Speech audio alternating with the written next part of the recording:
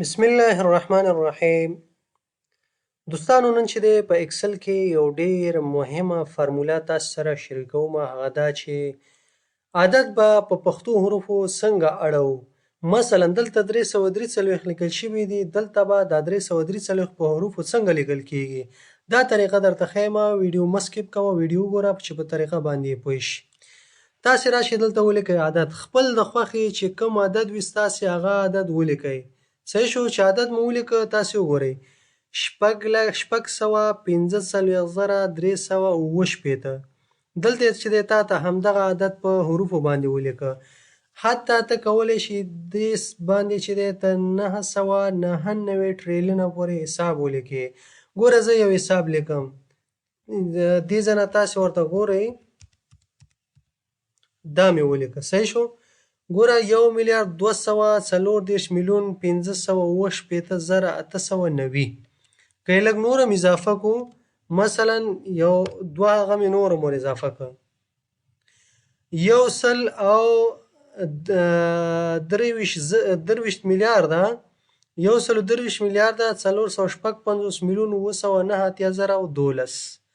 یعنی کوم عدد چې ته ولیکې کولی شي چې دا په اسانۍ سره تا ته په څه واړئ، په حروفو باندې واړئ.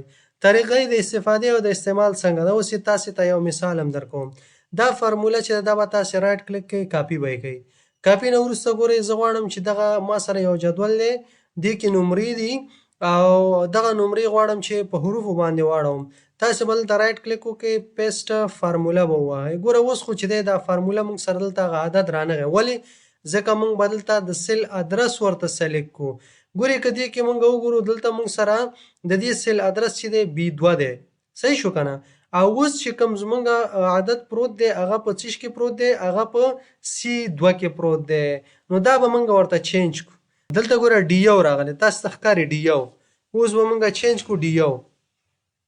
دلته به تاسې ورته ولیکئ D1 ریپلیس که د C2 سره ریپلیس ووهئ، اوکې کوئ. اوکې نو وروسته دا کلوز کړئ. دلته وګورئ 968. دغه کونج نه به دا فارمول چې دی تاسې ډریګ کړئ داسې. دلته به راشئ د کونج نه به دا فارمول چې دی کلیک ور باندې وکړئ، داسې به یې ډریګ کړئ چې په ټولو باندې اپلی شي. نو ټول به درته وښیي.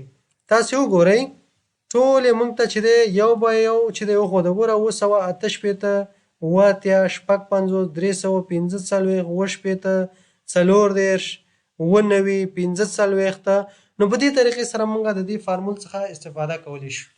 نو که چېرته غواړئ چې دغه فارمول ترلاسه کړئ نو موږ سره په واتساپ باندې اړیکه ونیسئ تر څو دغه فارمول تاسو ترلاسه کړئ او استفاده ورڅخه وکړئ.